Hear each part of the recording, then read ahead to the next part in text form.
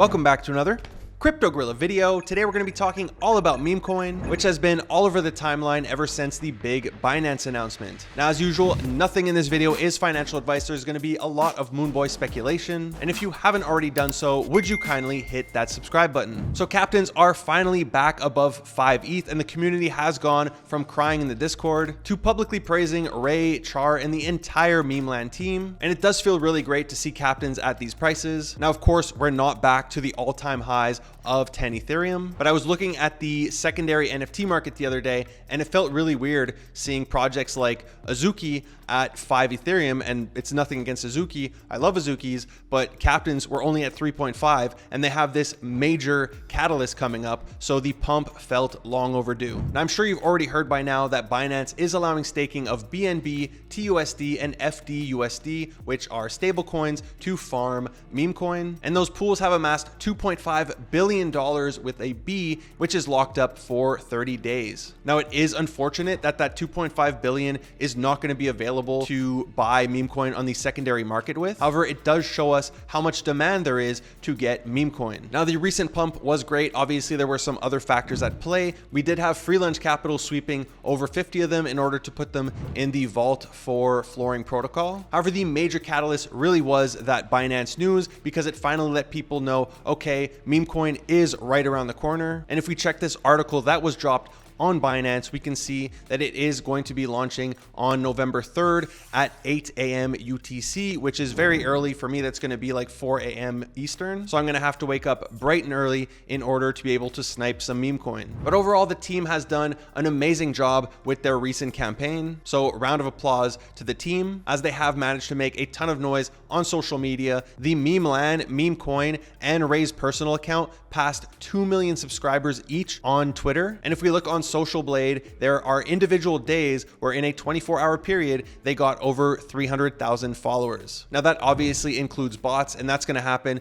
anytime you give somebody an incentive to just get tokens for absolutely free just for engaging and following a Twitter account. But those numbers are impressive nonetheless. Now, I'm getting asked a ton of questions in my DMs about Memecoin, so I'm just going to answer them all in this video. And one of them is how much I think the points that we're all farming on Twitter is going to be worth. Now, I don't think it's going to be worth anything like the points we had for Tipcoin. For Tipcoin, I did make a lot of points. I posted 5 different tweets about it, and I got over 1 ETH. So I don't think it's going to be anything near that. The goal of the campaign wasn't to airdrop everybody Gen Wealth. It was to make Memecoin go viral, right? There were 3 different things that we're trying to do with the campaign. In my opinion, one of them was to get everybody talking about Memecoin. The second one was to show exchanges and get attention from exchanges saying, look at our impressions. And the third one is to have a high number of holders if a lot of people who farmed Memecoin end up claiming. Now, the next thing that I'm being asked a lot is to recreate that sheet that I created a few months ago, where I speculated on how much Memecoin I think each captain and potato is going to get and how much that's going to be worth at different market caps. And there's actually a really good sheet going around. I'm going to put it in the description down below if you're watching on YouTube. Now, obviously, all this is just speculation, but I think it does paint a pretty good picture here. They considered rarity between like humans and krakens. They also have different values for if we consider full crews, which I think it's more than likely they're going to consider full crews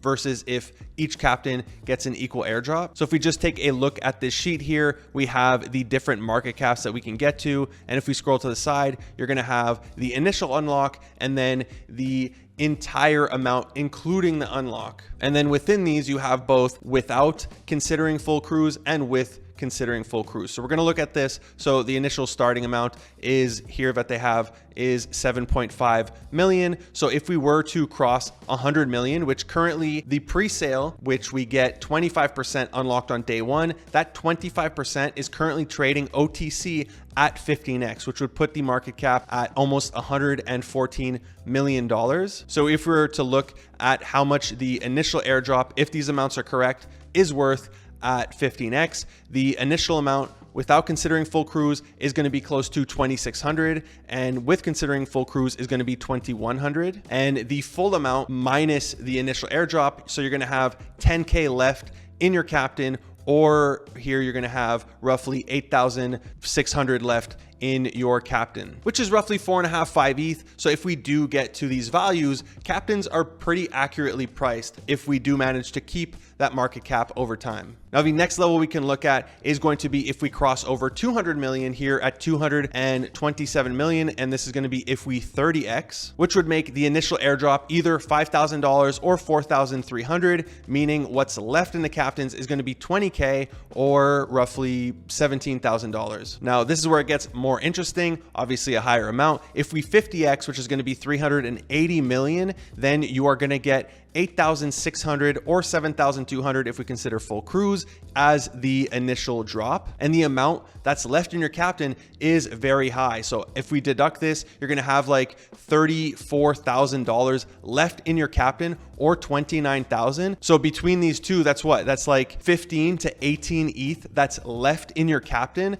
Like, Captainz are undervalued if that's the case. Obviously, we have to keep that market cap, but if that's the case, you know, I think people could start buying up Captainz on the secondary market. And I won't go through each one of these market caps because you could see them. You can check out the sheet for yourself. I mean, obviously, I don't think this is going to happen, at least not right away, at least not until the bull. But if we did get to $1.1 billion of market cap, you have over 100K. You have 6 figures of Memecoin that's partially stuck in your Captain. But any of these final amounts, so let's say 40x to 150 plus x, not only is that amazing for Memecoin and it's like pumping and we all just got airdropped initially a ton of money, but the amount of money that's left in your Captainz is just going to cause a flurry of people to start buying Captainz on the secondary market, because 5.5 ETH, even though the price isn't going to stay at a crazy high market cap, 5.5 ETH is just ridiculously undervalued. So like I said, I'm going to put that sheet in the description down below if you want to check it out. Of course, those numbers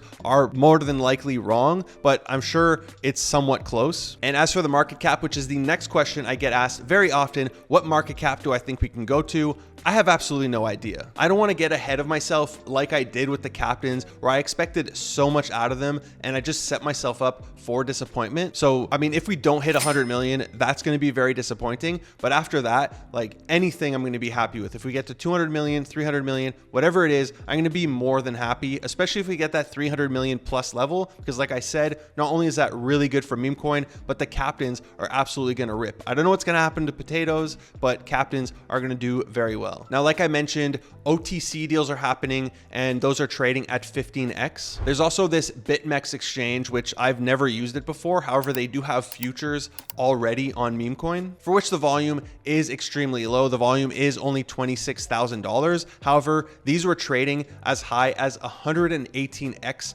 the value. So $0.001 all the way up to almost 12 cents. And even though you can see now there's this big candle, they've crashed, they're still trading at 63x the price, which at 63x, that puts us at roughly what, like, yeah, 400 and something million market cap. So I'm not saying this is going to happen or this is accurate, but again, obviously people are really bullish. And for a 63x, if you did the pre-sale just on the $75 portion of the $300, because most of it is locked up for, I think, 18 months. At 63x, the initial unlock has gone from $75 to almost $5,000. So that's amazing returns for anybody who did the pre-sale. Now, the next thing I get asked is who's going to be buying? How's this token going to pump? I think there's a lot of narratives that people are forgetting. You know, Memecoin and Ray and Memeland are from Hong Kong right now, or by the time Memecoin launches, it's going to be in the middle of Ape Fest. There's going to be some Memeland events going on in Hong Kong. And even though not as many people talk about it compared to a few months ago, the Hong Kong narrative is still very strong. And I'm going to put my Moonboy hat on for a second, but